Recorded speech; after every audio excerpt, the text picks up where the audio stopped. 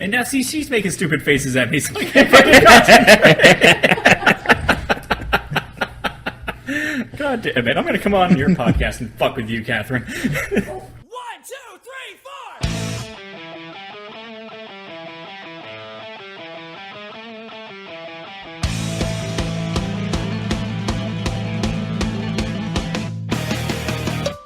4! Welcome to Cog Talk, a podcast brought to you by Cogstop Productions, home of podcasts, tabletop, and geek talk.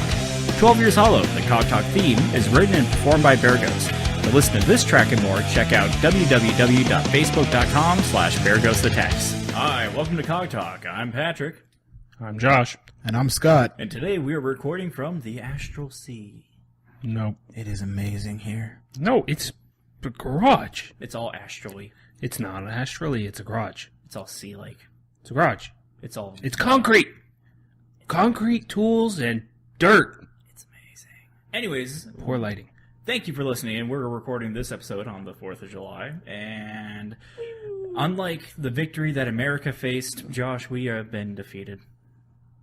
Cortana took Jarvis on in our beatdown. I think Jarvis only got about 38% of the votes. Cortana was sitting pretty with 62, and buck teeth.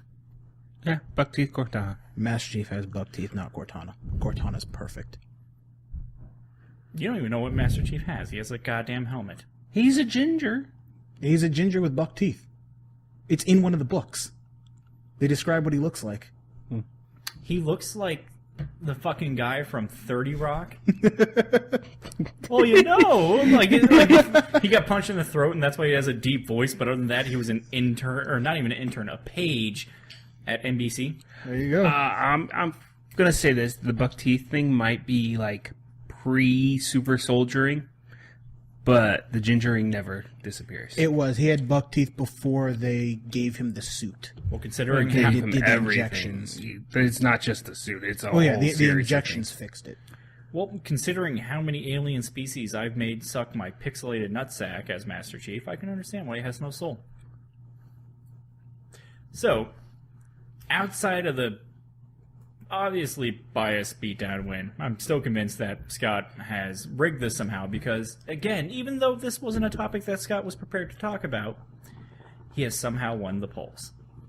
You know what? I'm pretty sure he calls like the same people like Acorn or whatever they I were. was just thinking of Acorn. Yeah, he uses Acorn like Obama did. I have no idea what you're talking about. They pull dead people. Oh, fuck that.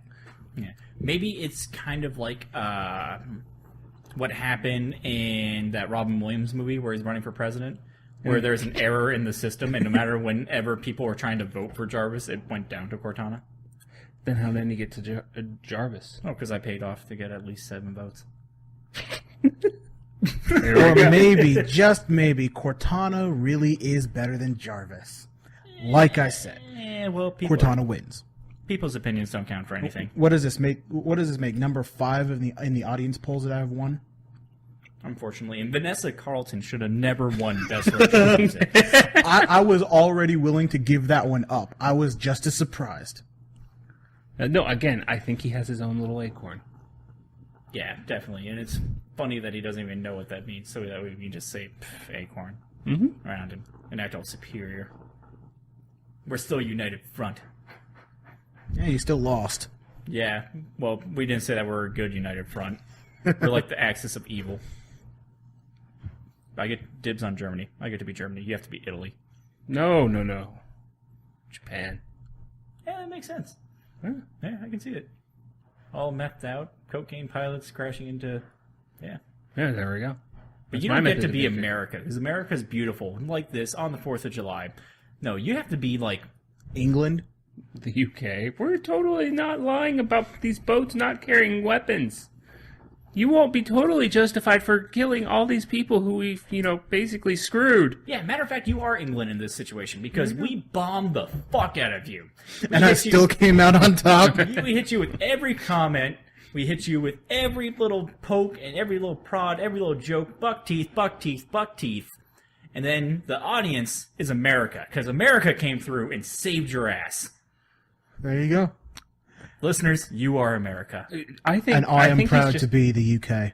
Thank you very much. Fuck you, Scott. I think he's an underdog, and just America loves an underdog story. Oh, so he's got like sad puppy eyes? Yeah. That's all he does when he like Buried underneath crowdsources his voters. Yeah, he just gives... God damn it. There's a very sad piano playing wherever Scott goes. Please vote for me. Oh yeah, now I'm the Hulk. God damn it. God damn it all. I win. So, in spirits of 4th of July, we are doing what every great American should be doing tonight. Talking about Independence Day. Nope, playing D&D.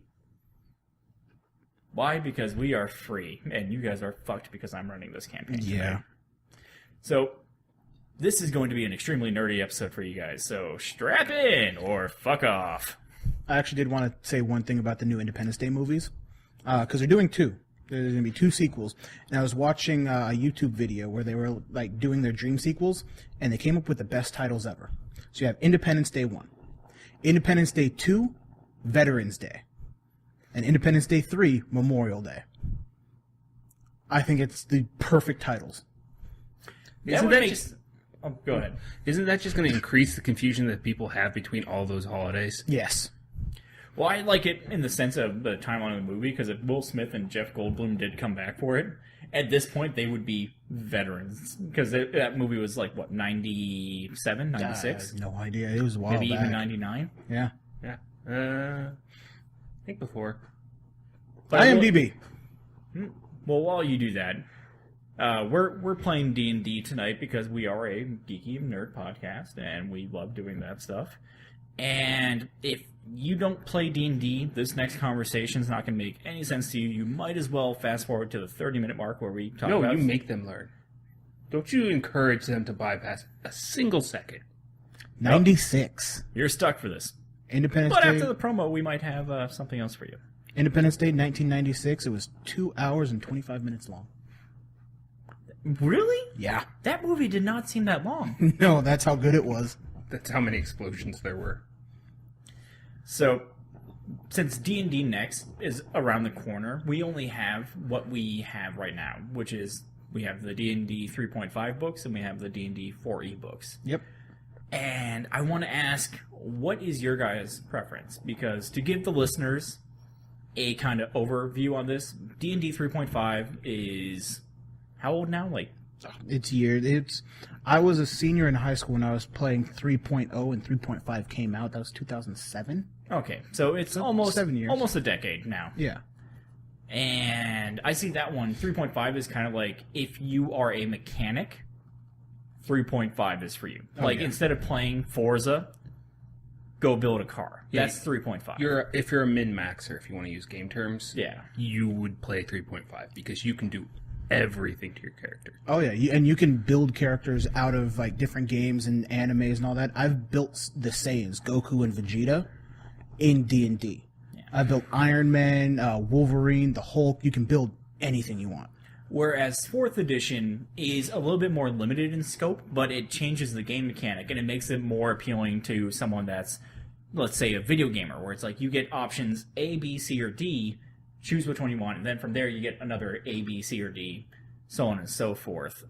It's a little more streamlined. Going back to the mechanic talk, if you wanted to play something with cars, you would play Forza, which in this case is 4E. If you wanted to build your own car, you would get 3.5. So now that you're caught up on the terms, I wanted to ask each of you, what is your preference? Like, what do you like about 3.5? What do you like about 4E? And which one is better for you? Let's go ahead and start off with Scott. Well, I've played all of them. I've played from 1st edition all the way through 4E, including Pathfinder. And I always go back to 3.5, because even though I started with 3rd edition, I played 3.5 and I loved it. I could do so much with it. I could make so many characters. And it just, for some reason, it felt better to me. But 4th edition has the daily powers and the encounter powers and the at-wills that make your character seem overpowered.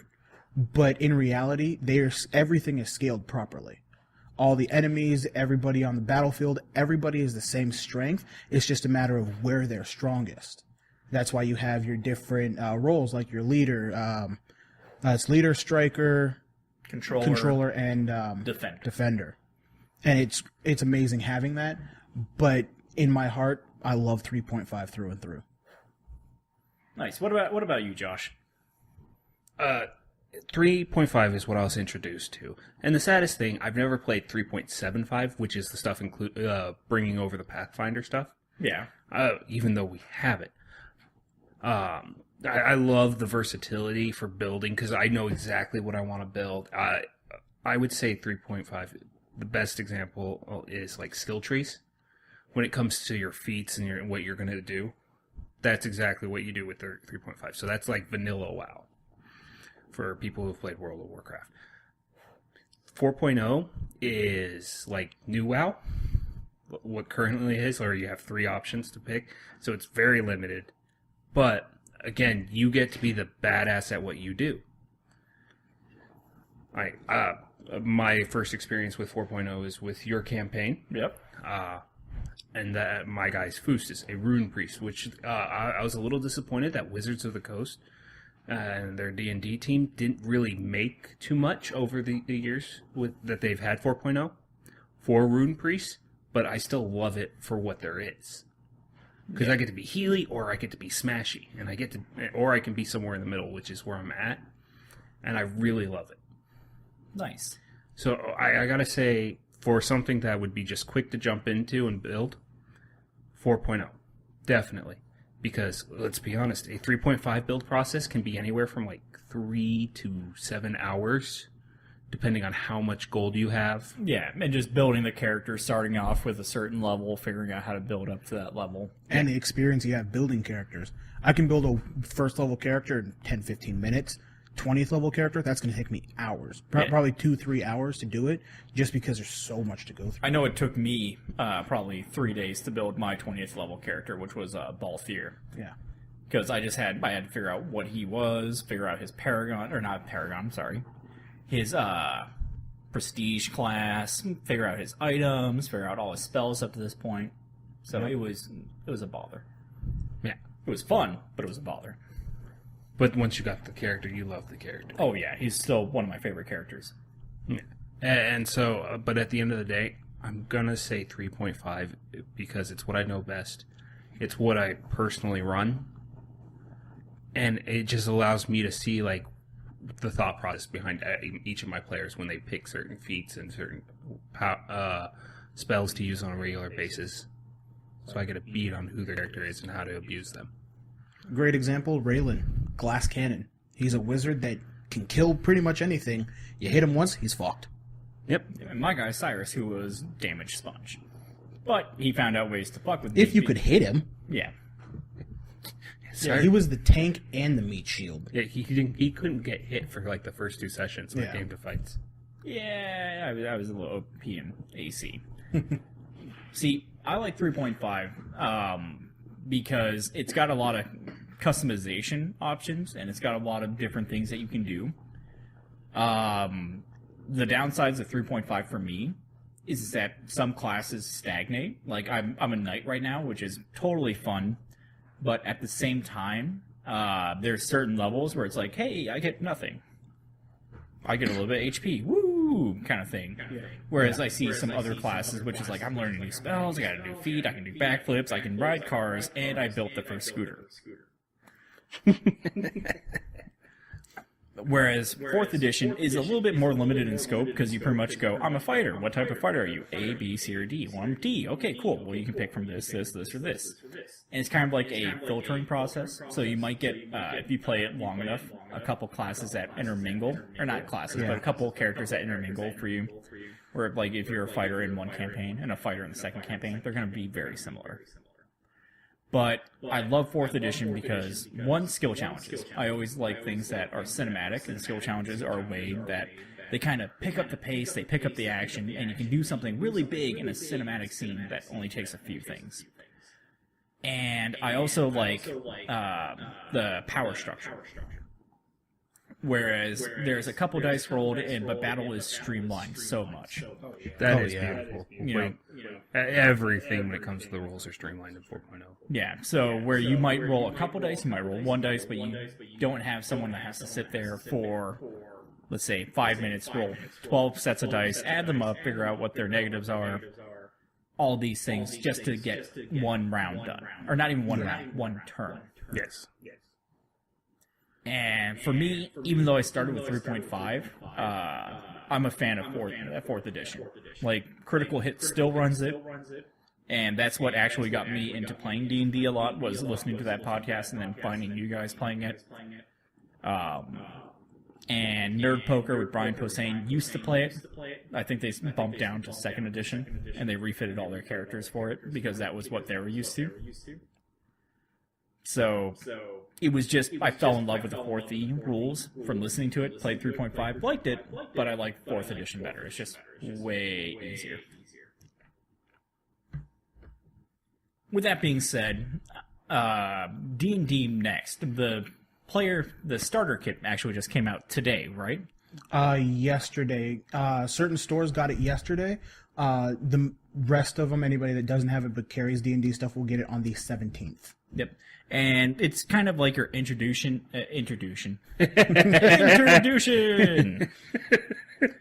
It's like an introduction for douchebags. Introduction. That's going to be a fucking show title. God damn it. Yep. I'm already talked out. The day just started.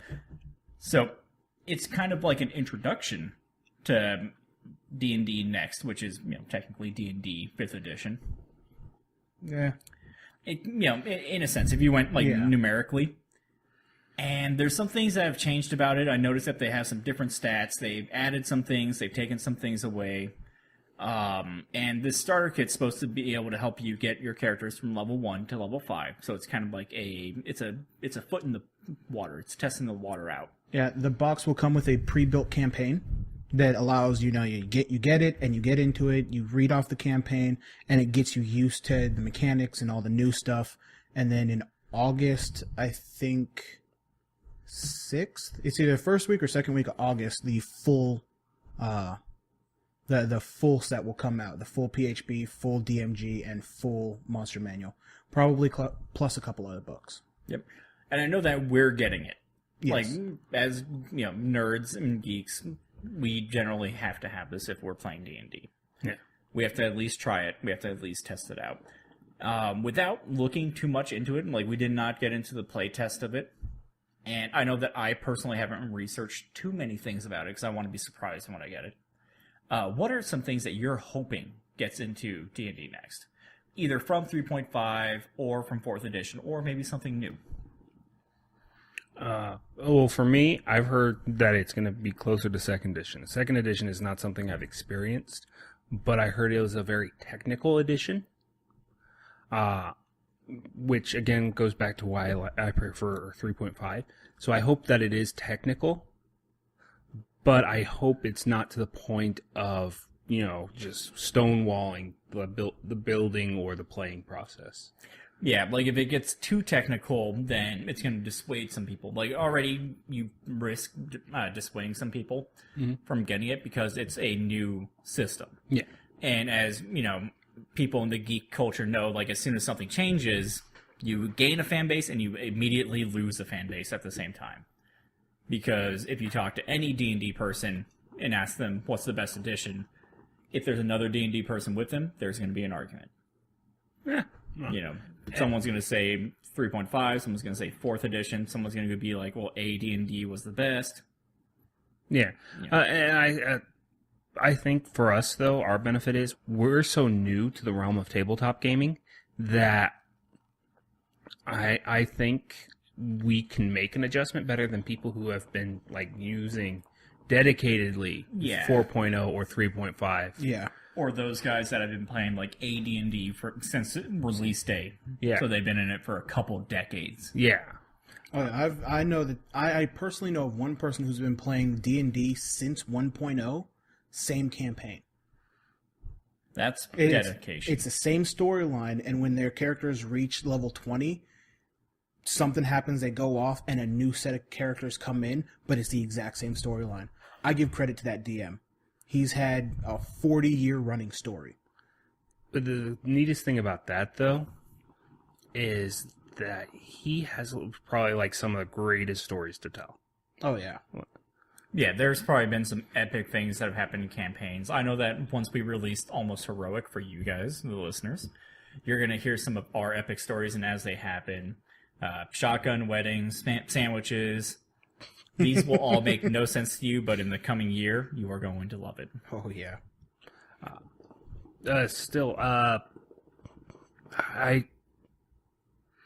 I'm lost, sorry. You said sandwiches, and I'm just remembering all of that. Scott, go.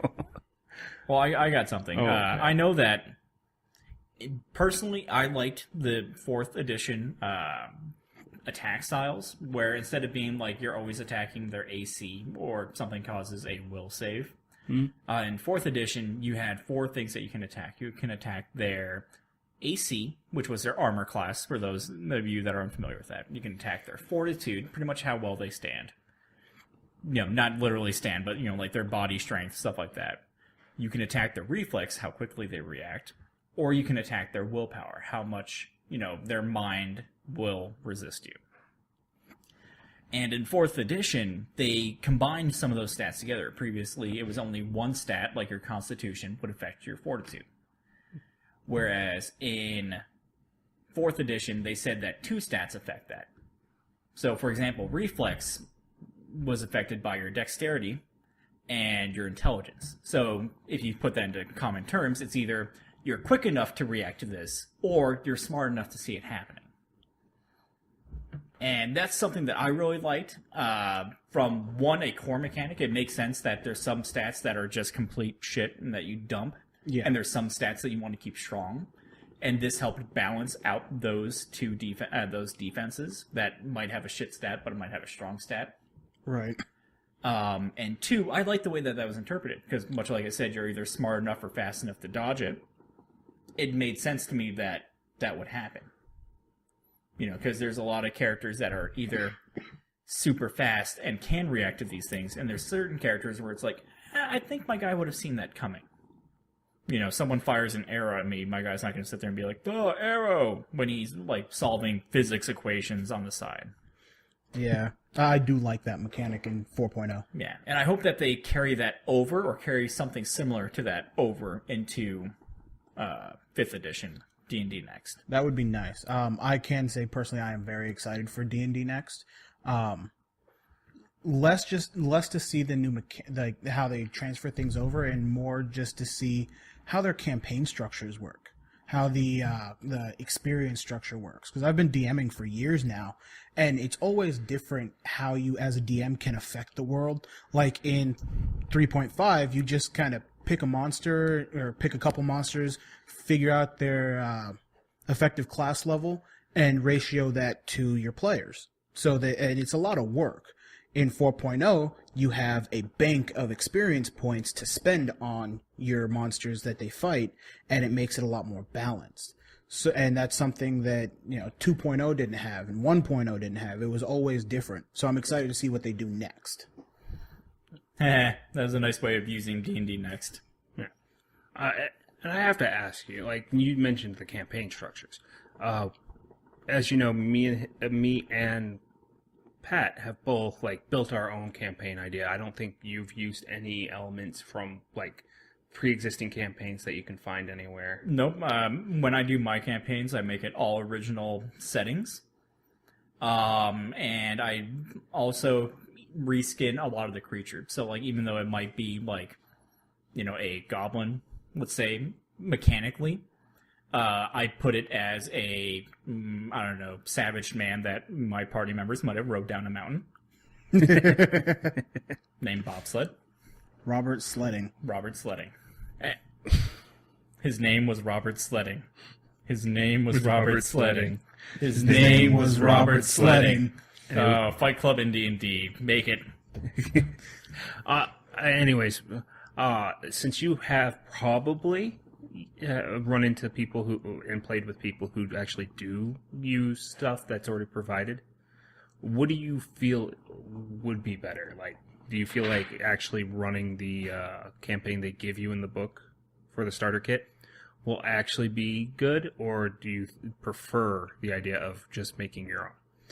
I prefer making my own campaigns, but as us getting the starter pack and learning D&D Next, it's something that we're going to have to do just because we don't know how all the campaign mechanics work. So using the pre-built will give us as DMs the opportunity to see how it's supposed to work. And then when the official books come out and we're given free range, that's when you start making your own stuff. Well, that and with the pre-generated campaigns, you have all your encounters set up, and then, in the case of 4th edition, hopefully this transfers over to your skill challenges set up. So it gives you a chance to also see the flaws of their system, too. Like, if you realize, this combat thing's a little long, and you might house rule something. You might make up your own rule for the house that you incorporate into the game. Like in 3.5, wizards have components to their spells where if you want to cast Fireball, you need to have bat guano. Well, we don't run that. We homebrew that wizards just cast these spells. They have the magic in them and the spell manifests. You don't have to have a component in order to do it. Yeah. Because if you had to carry all those things around, wizards would be bogged down with so much stuff. But that's how they actually look in their artwork, given the stuff in the books. Although I gotta admit, the idea of making your wizard Raylan hunt down bat guano is hilarious in my mind. Yeah, I probably won't make use of components. If I ever run Next and they have them again, I might actually start playing stricter with the rules because I really like house ruling stuff.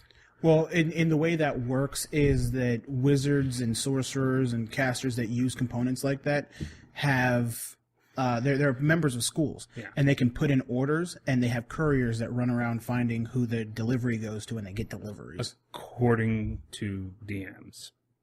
According to D&D, some of the schools actually specify that you get your components delivered. Yeah. Again, house rule it. You have to go buy them or find them in the world.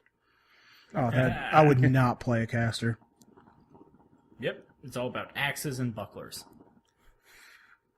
So, one thing that I'm hoping from D&D Next is that from 3.5 to 4th edition, they gave skill challenges as an option, which was a nice cinematic way to speed up a scene. So, if there's an epic battle, you can do a skill challenge and determine the end of the battle by that. Yeah. What I'm hoping for is maybe D&D Next throw in a new mechanic. So, if you have your fights, you have your skill challenges, and maybe there's another kind of little side thing that you can do as a DM to give you something else in your toolbox to create a scene. For example, in one of my latest campaigns, we had a skill challenge, and the skill challenge was you set off a steam trap, the whole mountain's filling up with hot, steamy vapors. Stuff like that. You have geysers and jettisons of steam shooting out of them. What do you do to avoid it? I mean, you had to use your skills, your athletics, to, power through it. You had to use, your arcana or your magic to kind of, divert things from you. So on and so forth. And that skill challenge could have went one of two ways. They could have succeeded and, no harm done, everything went great, life is good. Or they could have failed and been really horribly hurt at the end of this, which would have put them at a disadvantage for the next thing that would come up.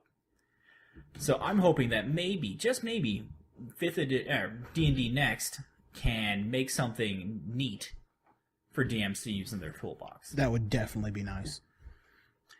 All around excited for D&D Next. Yeah, and like I warned you guys up front, this is a nerdy fucking episode. Yes, it is. Super nerds. I hope we have more a reason to have a full set of dice again, though. That's what I hope from Next. Oh, yeah, 3.5. I've got so many dice that I use. I mean, I've got fireballs that deal 10d6 worth of damage. 4.0, I'm running 2 sets of dice. Yeah. All you need. Your roll dice and your attack dice, and that's it. Yeah. Yep. Which, simplifies things, but at the same time, it doesn't give you the thrill of, I need all these dice. Splash. Yeah, dropping 10 d6s on the table for sneak attack damage. Yes, please. If I could say something just to encourage people to play D&D, if you've listened this far, you are either a D&D fan or you want to become a D&D fan. There's no other reason why you listen to us banter on about 3.5 versus 4th edition versus next.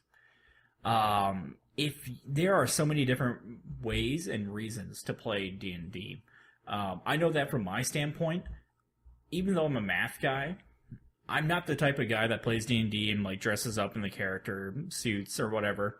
Yeah. I play it because I see it as creative story writing. And I love writing stories. I love telling stories. I love being a part of stories. And that's one thing that I benefited from D&D was the fact that it's creative storytelling. You know, as a DM, I get to make you guys a story that you play a part in, and I have to change my story with the way that you guys act. There's great action for it. And then from the flip side, when I play Josh's campaign or Scott's campaign, I am now a character in a story, and I have to figure out who's my character, what's his backstory, what's his reaction to this. How to blow up a universe. Yep. Guilty. And I have to figure out, you know, how my character would react to a situation. You know, a situation that I might be like, fuck this, I'm bailing, take it easy, guys. You know, my character might be more ignorant of the situation and go along with it. Yeah. What would you, like, if, you know, you were recommending someone to play in D&D, what would be your selling point, Josh? Well, say I'm recommending it to a gamer. You know, I say, like, well, you like playing the RPGs where you're this hero in the world, right? And you get to make your choices and your dialogue. So. Exactly. You got your Skyrim, your Mass Effect. Yeah. All right. Those are great, right? But don't you always wish there was something extra you could say that was just perfectly towards how you feel and how you were playing your character? D&D allows that. If you want to tell a god to fuck off, you can tell a god to fuck off. End quote. Because life. because sometimes your DM might allow you to get away with it.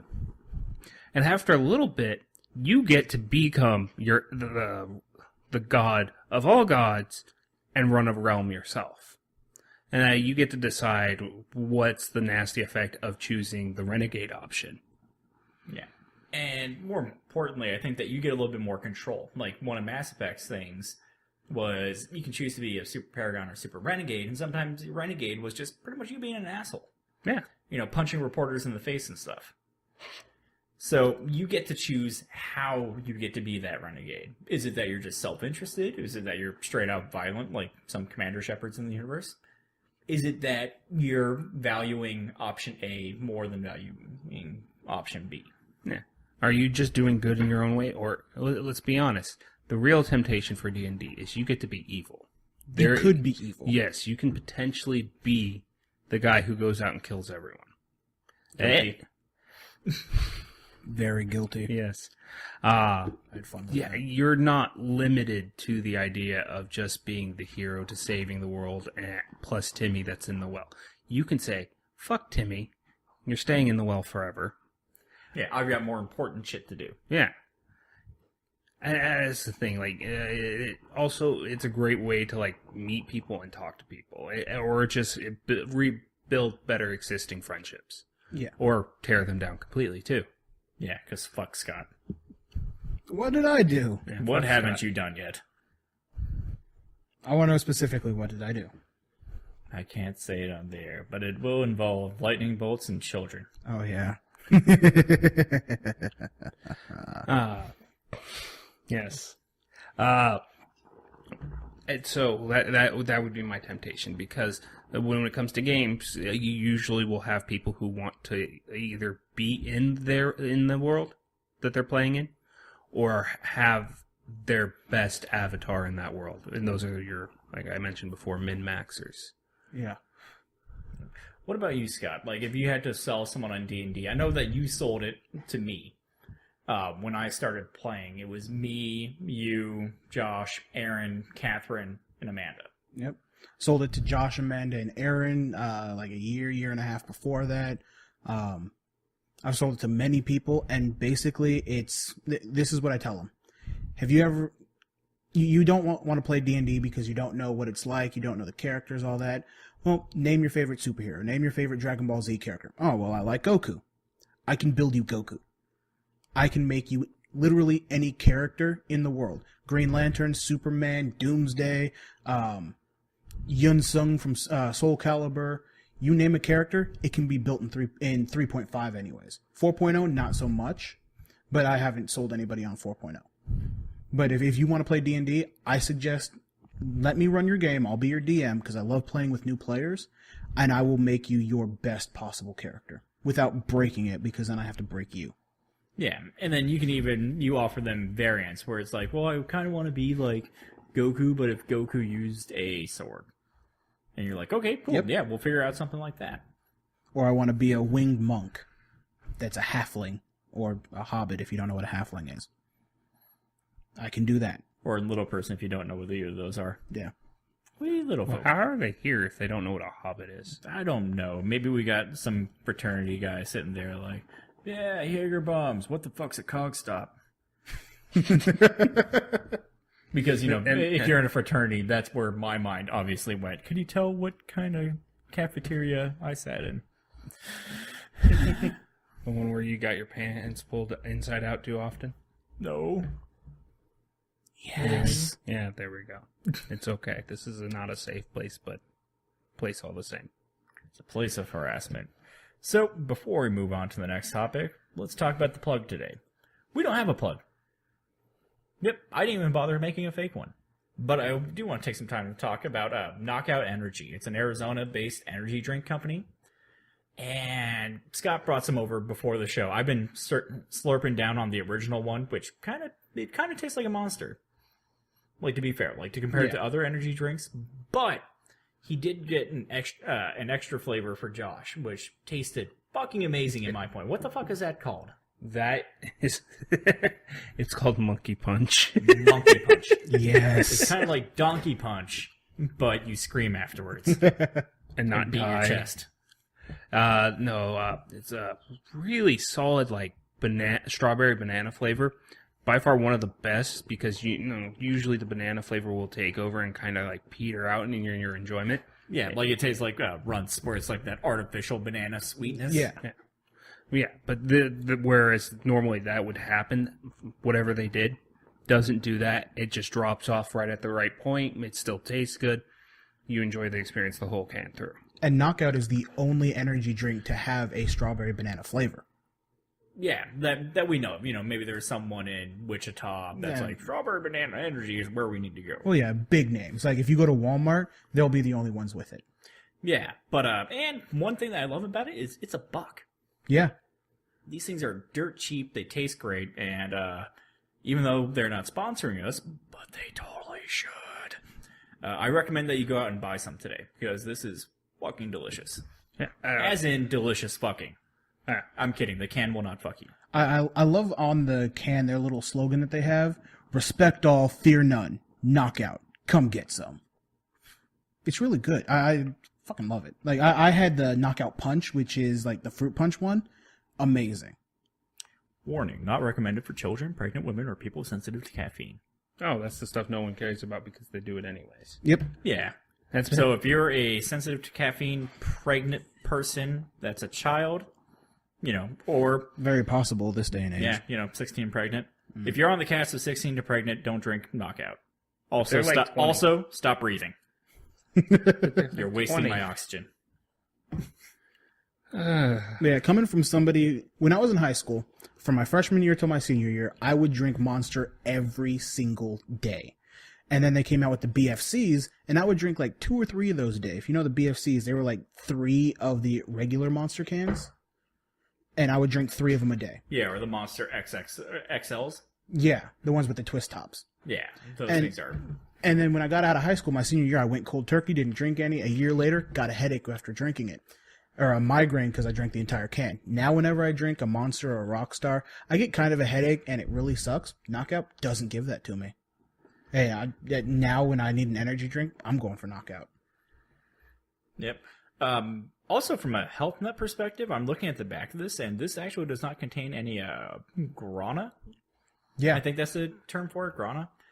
So, it's got your caffeine and stuff like that, but guarana is supposed to be the stuff that fucks you up a lot, and Knockout doesn't seem to have it. So, Yeah. Hey, kudos. And the reason it doesn't give you that real bad headache is because it has less taurine than the others. Well, there you go. Knockout cares about you and your health, and Knockout also cures all different types of diabetes. I don't know. Josh is still here. Warning, that statement might not be true. Warning, that warning is inaccurate. That statement was totally not true. At all.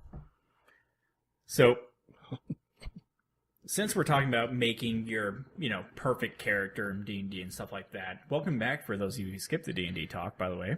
Let's talk about superpowers, something that everyone's interested in. Now, we all have our go-to superpower, right, Josh? Oh, yeah. Right, Scott? Oh, yeah. And most people, if you ask them on the spot, what is the one superpower they wish they had, they can tell you right away. So, let's try that right now. Scott, what's your ideal superpower? Manifestation. Ooh. I would be able He was quick to... with that one. Oh, yeah. I would be able to create anything. And this is creating matter. Not taking matter and transforming it into things, but creating matter. Which, if anybody's into science, knows you cannot create nor destroy matter. So that would make me incredibly powerful. So your superpower is to say, fuck science. Yes. Superpowers in general say fuck science. Like flying. Why aren't they, when they're flying like hundreds of Stop miles an it! hour? No. Do not. No. Why isn't the flesh torn from their eyeballs?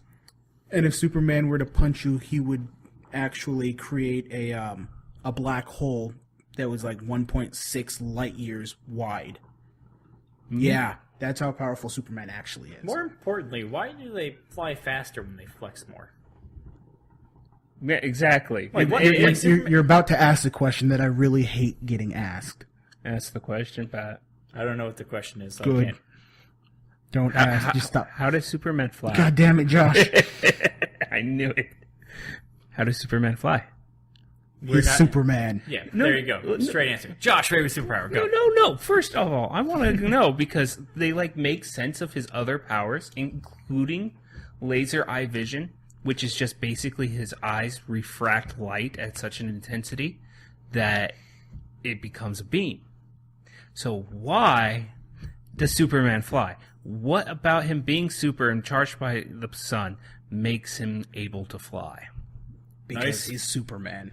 Nice firm buttocks. Better yet, I want to know if he's strong enough to punch and create a black hole. Why isn't his muscle density enough to collapse him into his own black hole? It's not that the impact of the punch creates the black hole. It's how fast his punch is actually moving. It punches atoms. Like it destroys atoms. It's like his punch is a particle accelerator essentially, and it's so fast that it creates a black hole that would destroy the universe. I already warned you people that this is a very nerdy episode. We've just proven that. So hey, thanks for listening. We'll see you next week. Way to Josh, give up. What's your favorite superpower? Dress for any occasion. Dress for any occasion. That's one that we played a game, and I actually gave you that one. Yes. Now, overall, that sounds like a useless superpower. But let's do a quick fire session where we give you situations and how you're dressed for each situation, and you will quickly realize that this should be your favorite superpower. All right. So, let's see. Superman punches you as hard as he can. As hard as he can? I'm temporarily displaced thanks to a belt. It has a nice little device on it that it puts me slightly out of phase with the universe, but not enough that I pass through the earth. You are falling out of an airplane. I now have a parachute on my back. You see why this power is broken. The building's on fire. Let's see, I have a variety of options. I'm not worried about saving people, so again, I jump out of the building. I'm in a nice little impact suit, so I can run, pass through, hit a wall, get out, and then it turns into another parachute as I float down. Yeah, or you're wearing a flame retardant suit. Yeah, but that requires me. I'm standing there. I'm talking about getting out. Because at that point, that's your first objective. Yeah, that my occasion is to get out. You're in a spaceship and an asteroid impacts the tail end. The tail end? Well, not even tail end. An asteroid impacts it, ripping it to shreds. I am in a suit that nulls the inertia within the suit, so I don't feel the spinning. since there's naturally no orientation in 0G. The suit doesn't make him feel sick. That's how good the suit is. Yes, it is an It's like awesome... Jackie Chan's the tuxedo, but on steroids. It is an awesome superpower to have. It is the ultimate superpower. You could survive literally everything. Yep. Including death of old age. Yep. Because then you're dressed to survive dying of old age. You were dressed to survive everything. I know. That's why I love it. It's the weirdest form of invulnerability I've ever heard of. And I love that you guys, when we had this discussion, also pitted me up against someone with the exact same power. And it just evolved into a fight that just was, like, pointless. Yeah, the worst case scenario for you is stalemate. Yeah. At that point, it's, all right, well, we can't beat each other. Let's go fuck them up. All right. Yeah. And then you took over the world with a suit that gave you everything. No, it wasn't even the suit. It was you yourself have the power. Yeah, And I just generate this stuff. And I remember that conversation because it was me, and I had Peter Petrelli's power from Heroes. Yes. So I duplicated your power. For all the good it did you. See, my ideal power, because Scott kind of took the one I was going to go for with the manifestation. And to make it interesting, my second on board with that is shapeshifting. I would love to be able to turn into mainly different people, kind of like Sperm whales. Mystique does. Okay, yeah, I was going to say, are we talking Mystique shapeshifting or Well, if I had it infinite, then fuck yeah, I'd love to turn into a plane and fly away somewhere. anything? Yeah, but, let's say shapeshift into anything. The main reason why I'd use it, and this is a real dickbag thing of me, is because, hey, I'm now any celebrity you want me to be. I can get access anywhere. You're also the perfect decoy. Yeah, but decoys get shot. Bulletproof vest. I'm not dressed for that situation. I would be. But no, and, just throwing this out there as a weird thing, but hey, you want to be in the politics and get back at Brad Pitt because Brad Pitt said something bad about you? Guess who just had a sex tape come out? I could ruin careers with this power. You would be killed immediately. If they can find me. Because now I'm them. Now I'm you. Now I'm your grandmother. With cookies. Can you shoot your grandmother? With cookies? With cookies? My grandmother never made cookies, therefore you're not my grandmother. Oh, shit. I've been spotted. And there's a great way... you all have this conversation. I know it. I'm talking to you directly with the earphones on your head, listening to our awesome podcast. The way that you can make this conversation go even better is by ruining the superpower. So, I'm going to give us the opportunity to do that with the superpowers we just said. So, Scott, I have the power to shapeshift into anything. How are you going to ruin that superpower for me? You have a 6-hour recharge rate, which means you shapeshift, and you can only shapeshift, or you have to wait 6 hours before you can shapeshift again. Oh. See, I would have ruined mine personally by saying I feel it when I change. Oh, the bones cracking. Oh. Have to restructure that face? That's going to hurt. What's that? My skin's becoming metal? That's going to hurt like a bitch. Ooh. Let those atoms harden. But you were a pussy. But then the nerves disappeared, don't they? Because you wouldn't feel Well, anything. after. so So as the nerves die off and then become you would metal. you'd have ghost pains. Ghost pains. Just like an amputee. House of Ghost Pains. Oh. Jump No. around. No. Jump. No? No. All right. No. So, let's see. Do you want to ruin Scott's first? Because I feel like you want to take a shot at him after the beatdown loss. Or I could try and ruin yours. So Scott, manifester. Yes. Now, keep in mind that he doesn't need to use something. He doesn't need to use anything? Yeah. It was He can in just- the power. I can literally create matter from Okay. nothing. Give me a specific object that you would create.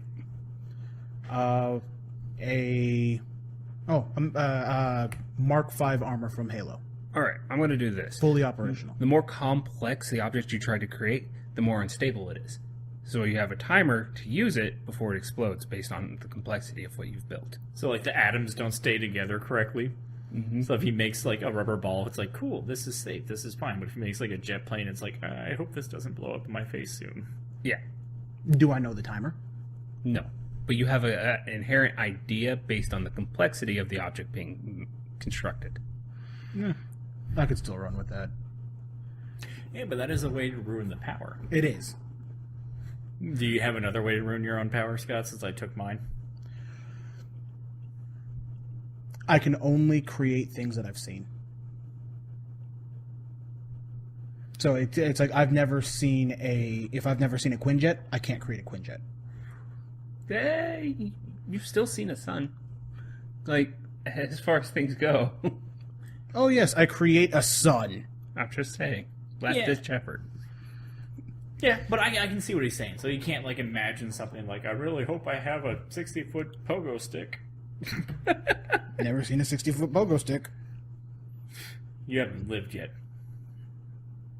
Let's see. How would I ruin Josh's?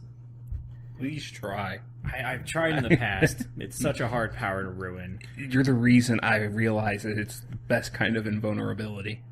You know what? I think the only way that I can ruin this power for you is you're the last man on Earth. God. There is no one else to appreciate this power besides you. And your suit may be able to give you happiness. May be able to shoot you up full of morphine, make you feel nice and good. But you are still very alone.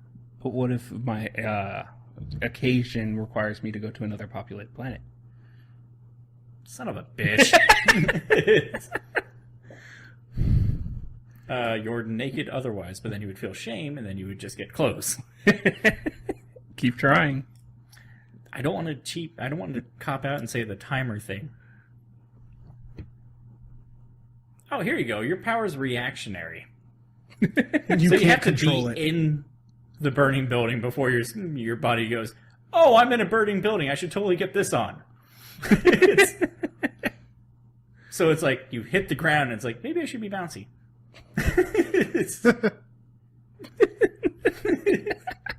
Like So I have that momentary, like, bone-shattering pain, but then I'm okay and just bouncing everywhere. exactly. That's like merely inconvenient, Pat. I know, but like you're out in Nearly. space choking on not air, and then it's like, oh, he needs to breathe. Yeah. Again, nearly inconvenient. I know, but it's something. I have to ruin it somehow, otherwise it's too perfect. Do you have anything, Scott? I was actually going to go with the reaction. That's literally the only way to ruin that power for me. What if my occasion is to die? Then I have to die. I've been holding ruin on. the power to make you suicidal. No, I'm just saying. Like I hate my life. I want to kill myself, and your suit becomes like just pinpricks and wrist. No, slits. it's the Futurama suicide booth. No, what if it came down to, like, the only way to get out of whatever terrible situation I somehow failed to get out of previously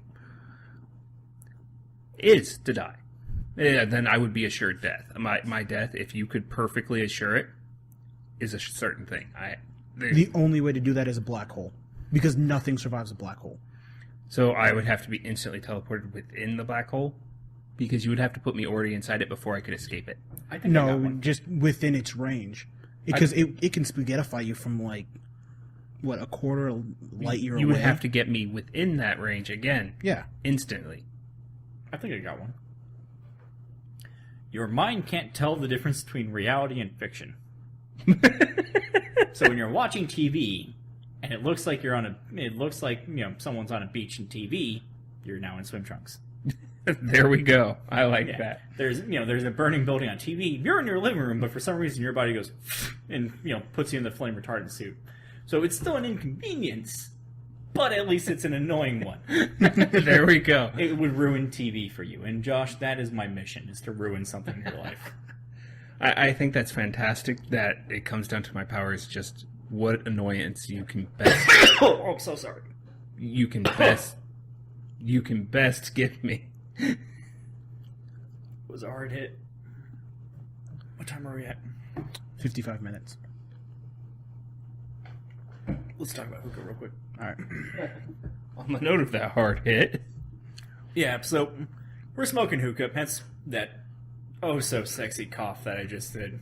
Unless you didn't hear the cough because it was edited out because it was just too obnoxious. Yeah, it was pretty bad. And we've discovered some new things with hookahs and shisha. First thing that we noticed is, Scott, you bought a D-hose from our local pool hall, Silver Q Billiards. And I think it's hilarious that it's called a D-hose. Yeah, because this thing is the most phallic-looking hose that I've ever seen. It looks like a big glass vibrator. It does. But after smoking with it, I will say that is one clean hit. It very much is. It is the best hose I've ever smoked out of. Yeah, if you check this out online, it's D as in the letter D, hose. And it's actually a glass top, fully glass, so that way you can rinse it out, take it out, stuff like that. And in addition to that, instead of having those cloth hoses that lead to the hookah, it is surgical tubing. Yeah. And that's really convenient because, one, it bends like nothing else. Yeah, extremely fun. And two, it's aesthetically pleasing. Like, I'm looking at it right now, and It's very streamlined. yeah, it's bendable, it's clean, and if I remember correctly from the box, didn't it say that it was dishwasher safe? Yes, it is. It has a glass tip, medical grade silicone, dishwasher safe, heat resistant up to 600 degrees, durable, bendable, and it is a 72-inch long hose. Nice. So it's a 6-foot hose. It reaches from one end of a table to another, sitting dead center, how we're recording now. And even if you don't mind it looking like a dick, it's a fucking great hose. Yeah. I'm looking at the box here, and I don't see a website, but they do have what looks like an email address, sales@shishalandwholesale.com. So if you wanted to order one online, I guess you email them. Yeah, I am blown away by it because it's the first step to our space hookahs. Yes. Also, made in the USA. Fuck America. Let's try that again. Fuck yeah, America. Oh, speaking of fuck yeah, America, College Humor just recently did a music video called Fuck England just for Independence Day. Woo! Yeah. Sorry, one English listener. I think there's one of you. If not, You think he scared Scott, Gavin? no, I don't think Gavin's listening yet. No. No, He's not listening full time. no, he's not listening full time. But you said you've spoken to him. He's listened, and that kind of scared you. Yeah, having somebody like that listening to me talking and Yeah, feel the pressure. Are you yeah, dumb? It's definitely pressure. In addition to that, you found a new brand of shisha. Yes, I did. It's called Hookah, and it's an amazing smoke. My first experience is their newest line. It's called Hookah Black, and the way they treat the tobacco and molasses together, it comes out black, and it looks like tar, but it's got incredible flavor, great smoke. If you want big clouds, that's the way to go. Definitely. Yeah, man, is that what we're smoking right now? No, this is Irish peach. Our next bowl, in this, I'll probably do cucumber lemonade. It's their summer flavor. It's very light and refreshing. Sounds awesome. What about you? Have you found anything new with hookah flavors? Like, have you found any good Fumari flavors recently? Recently, I think I've actually explored all the available Fumari flavors. So your red gummy bear, white gummy bear, blueberry muffin, prickly pear, raspberry. Have you tried chai tea yet? Chai tea, yes. That is a special little thing. If I get that and I'm gonna smoke it, it involves me completely cleaning out my hookah and then doing so again at the end immediately after, because that flavor by itself is fantastic, because it's like smoking a chai tea. Yeah. Should be, instead of fire and chalk, which is what it would really taste like. You almost need a separate hookah for it. Yes, that's totally what I believe if I wanted to spend the extra money.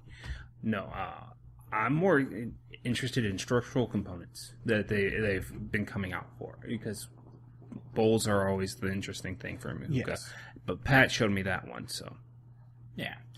And, I've just been finding stuff between you guys. Like, AB hooks me up at the pool hall with some delicious mixes and his own creations, but other than the new stuff that we mentioned, about nothing. Not even something that goes on top that you showed me? Oh, the apple on top bowl? Oh, yes. Those things are wonderful. I know that you personally don't like them too much because of the metal grate, but if you're a fan of vortex bowls, and you're a fan of just a long smoke, these apple on top bowls are fucking amazing. They take a little bit of maintenance. I will admit that part. The coals heat up the metal grate, and some of the heat tends to dissipate as opposed to tinfoil being straight on it. But, if you can heat it up enough and keep it, well maintained, keep smoking it, keep flipping the coals, stuff like that, it is perfect. Yeah, and the thing is, it comes as a $60 package, which is, yes, expensive, but it comes with, the bowl itself is made out of silicone and surgical grade steel. Yep, so if you touch the silicone part, it's not hot. Yeah, as well as you get a hose in the package as well. I did not know you get a hose, too. That is fucking awesome. Yeah. Nice. It's a neat little package, and you're right. I'm not appreciative of... I hate to say it, but it's more for, if I was to smoke by myself and be able to get to achieve that heat where I constantly maintained it for myself and not leaving it to other people to maintain, I might be able to enjoy it more, but when I take a hit with them, it's not what I want out of a hookah, which is big plumes of smoke, and I don't seem to get that. Understandable. Well, it looks like we're right about out of time. I want to leave you guys with the game suggestion that we were playing earlier. Not a video game, just a game amongst friends. Try this out online. The next time you have 3 people in a room together, have one of them man your computer with internet, with Google up, and one person has to give you a noun, and one person has to give you an adjective. So, for example, earlier today we did angry waffles. Yes. We got some great photos out of that. Yep. And it's image searches. Yep, always have to do image searches. We did sexy cell phone covers. Sexy cell phone covers, and we also did something tan lines. Weird tan lines. Mm-hmm. So try that out with your friends. See what kind of crazy stuff you can get. Maybe share the crazy stuff with us. We are not responsible if you search with the safe search off. Yeah, that's your own fault.